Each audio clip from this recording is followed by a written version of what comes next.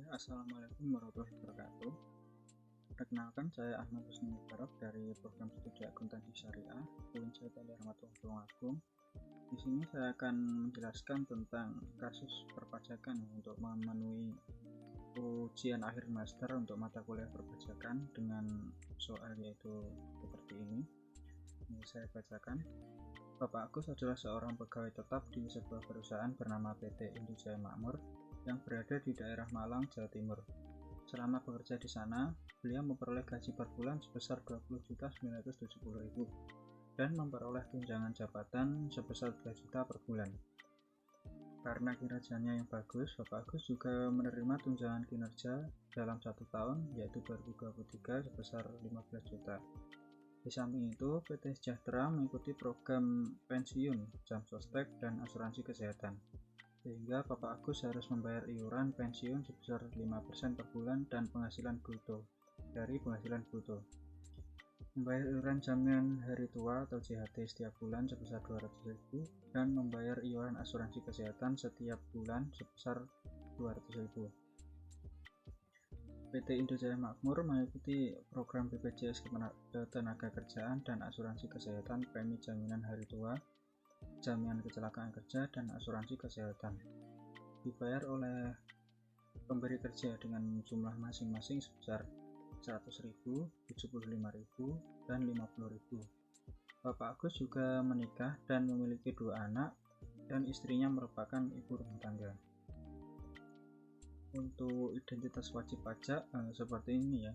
Nama Agus Wahrudin, BWP 18604032220900007 dengan nomor telepon 085664641912. Pekerjaan pegawai swasta, alamat Malang, Jawa Timur.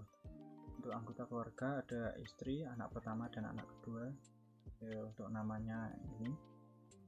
Untuk daftar aset yang dimiliki Bapak Agus yaitu ada rumah nilai 900 juta, mobil Mitsubishi Xpander nilai 300 juta, motor Yamaha NMAX 33 juta, dan ada tabungan sebesar 400 juta.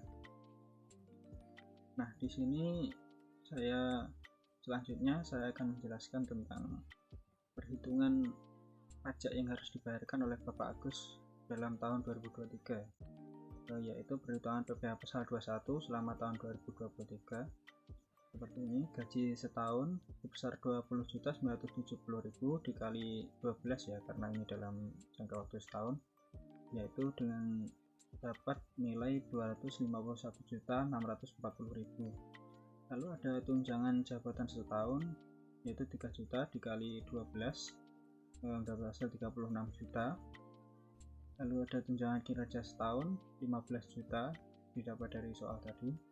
Premi jaminan hari tua atau JHT sebesar 100.000 dikali setahun dapat 1.200.000. Lalu ada premi jaminan kecelakaan kerja atau JKK dibayar sebesar 75.000 dikali setahun didapat nilai 900.000. Lalu ada premi asuransi kesehatan 50.000 dikali 12 yaitu dalam setahun, nah didapat nilai 600.000.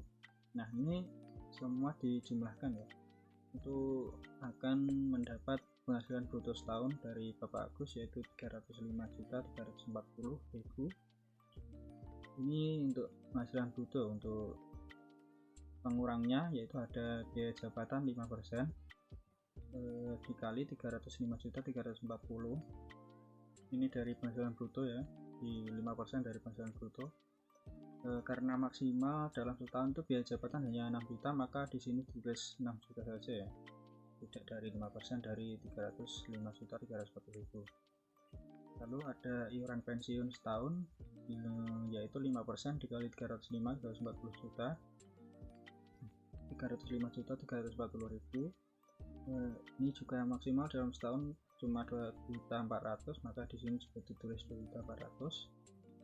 Ada iuran jaminan hari tua atau JHT sebulan ada 200.000, nah dibayarkan dalam setahun jadi dikali 12 itu 2.400.000.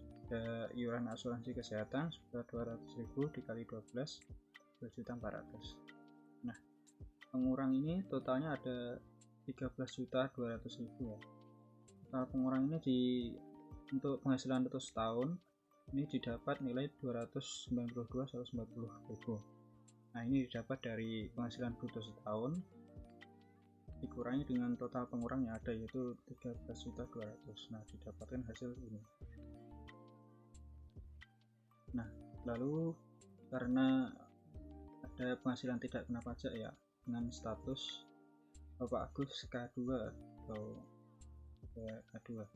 Untuk WP sendiri itu ada 54 juta, tambahan WP menikah 4.500.000, lalu ada Pak Agus punya tanggungan anak kandung 2, setiap anak itu mempunyai PTKP 4.500.000, jadi dikali 2 didapat nilai 9 juta. Total PTKP nya jadi 67.500.000. Nah, ini penghasilan kena pajak PKP setahun ini didapat nilai 224.640.000 dapat dari penghasilan itu setahun ini dikurangi dengan total PTKP, dapat hasil ini. Untuk PPh pasal 21 ya, untuk pajak yang harus dibayarkan oleh Bapak Agus di tahun tersebut, ini mendapat pajak berlapis ya. Yang pertama 5% dikali 60 juta dapat 3 juta, lalu sisa dari gaji Pak Agus ini didapat sisa dari gaji Pak Agus ini dikali 15%, yaitu 164.640.000 didapat 24.696.000. Nah, untuk PPN pasal 21 dalam setahun jadi totalnya itu ada 27.696.000. Nah, ini kan dalam setahun ya. Lalu PPh pasal 21 dalam sebulan yaitu didapat nilai 2.306.000. Nah, ini jadi dibagi 12 ya, 20.696. Lanjut untuk pengisian SPT. Ya, SPT tahunan pajak penghasilan wajib pajak orang pribadi dengan NPWP ini, nama wajib pajak ini pekerjaan pegawai swasta mewakilkan ini dengan status KK atau kawin. Ada di sini untuk pertama ada penghasilan itu dalam negeri sehubungan dengan pekerjaan itu 292.140.000. Nah, ini tadi didapat dari perhitungan penghasilan itu ini ya, neto dalam setahun. Nah, ini jumlah penghasilan itu 292.140.000. Nah, ini kan tidak zakat atau sumbangan keagamaan yang sifatnya wajib ini tidak ada, maka jumlah penghasilan itu setelah pengurangan zakat sumbangan keagamaan itu jadi tetap ya, total itu penghasilan dalam setahun, jadi nilai tetap. Lalu yang selanjutnya ada penghasilan tidak kena pajak, yaitu karena Pak Agus berstatus K2, jadi ini tadi 67.500.000 dapat dari ini PTKP nya, total PTKP 7.500.000. penghasilan sini. Nah, untuk penghasilan kena pajak didapat dari penghasilan itu setahun dikurangi penghasilan tidak kena pajak, didapat hasil 224.640.000. Lalu ada PPh terutang ada 27.696.000, ini didapat dari PPh pasal 21 dalam setahun ya.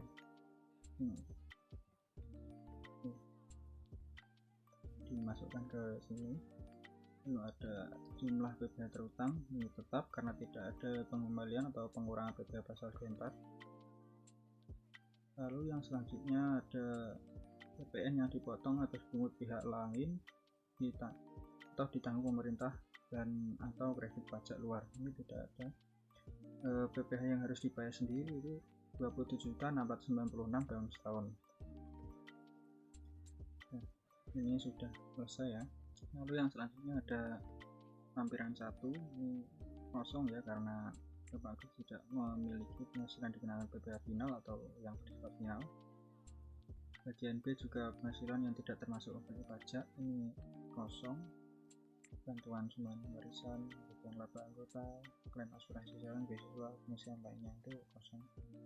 Bagian C, daftar pemotongan pemungutan PPh oleh pihak lain dan PPh yang diambil pemerintah, ini juga kosong. Lalu lanjut yang selanjutnya lampiran 2. Di bagian A, penghasilan yang dikenakan PPh final atau bersifat final, ini ada bunga deposito, tabungan diskonto, surat berharga negara, lalu ada bunga diskonto obligasi, penjualan saham di bursa efek, dan lain-lain. Ini kosong ya, karena Pak Agus tidak punya dalam daftar komponen ini. Lalu bagian B, harta pada akhir tahun, ini Pak Agus memiliki harta tabungan dalam perolahannya tahun 2023 dengan nilai sebesar 400 juta. Lalu ada motor dengan jenis Yamaha NMAX seharga atau harga perolehan 33 juta tahun perolahan 2020. Lalu ada mobil jenis Mitsubishi Xpander tahun perolehan 2021 dengan nilai 300 juta. Lalu ada rumah tahun perolehan 2021 senilai 900 juta. Ini tadi total dari jumlah aset atau harta yang dimiliki oleh Bapak Agus, yaitu 1.1.633.000.000 rupiah. Lalu bagian C, ada kewajiban atau utang pada akhir tahun, ini Bapak Agus tidak punya, jadi kosong. Lalu ada bagian D, daftar susunan anggota keluarga, ini ada Bu Jumitri sebagai ibu rumah tangga, lalu Khalifah sebagai anak dengan status mahasiswa, lalu Ahmad Husni Mubarak ini juga anak kedua dengan status pelajar. Lalu di sini ada perhitungan PHMT ya, karena Bapak Agus dan istrinya tidak memiliki perjanjian pisah harta, maka pada lampiran ini dikosongkan saja ya, mungkin karena tidak ada perjanjian pisah harta. Ya, mungkin itu saja penjelasan dari saya. Ada kurang lebihnya mohon maaf. Wassalamualaikum warahmatullahi wabarakatuh.